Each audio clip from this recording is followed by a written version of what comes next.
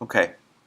The next thing, this is really just a addendum to modules is packages. So packages are just a way of structuring the module namespace by adding dotted module names. So this gets into the what we call object-oriented programming aspect of Python, which is just a fancy name to say that we can use these dots or periods between modules to kind of delineate them. So, for example, the module name a.b says that there's this submodule b in a package named a. And what this does is,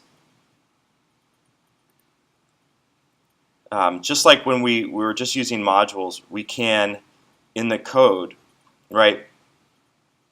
So in this function here, or in this module, let's just say in the function here we have a and b. Well, you can still use variables named a and b in your code, and it won't interfere with the a and b in this module because it's compartmentalized inside there, and it only has scope or meaning inside that function inside that module.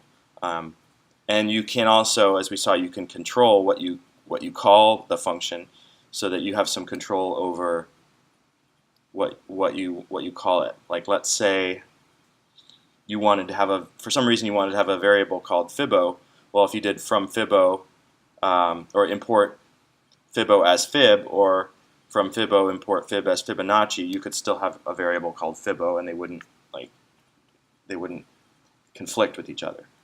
The same thing applies to packages. So within a module, you can have a submodule that has its own variables, its own namespace that doesn't interfere with the other submodules in that bigger module.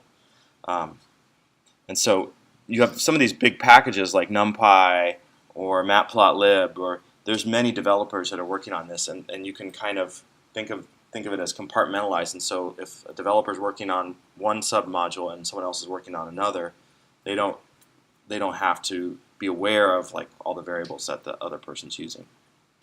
And so, for example, with Matplotlib, right? When we imported Matplotlib, PyPlot, we're not importing all of Matplotlib. We're just importing this one submodule of the bigger Matplotlib module.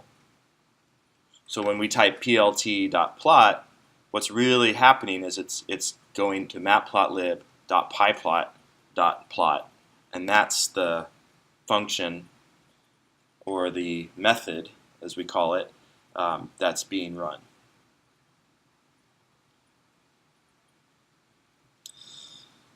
Any questions on that? So we've been using packages for most of the quarter, but we haven't really discussed exactly how it's all structured, and we're getting a little bit more understanding now about how that all works. So that's the modules basically, and in modules you can store anything. It's Python code, so you can store definitions of functions, you can store values of certain variables that you want to import. You can define classes, which we're going to talk about next. There's a lot of options. The main thing you would put in modules would be functions, but there's other options.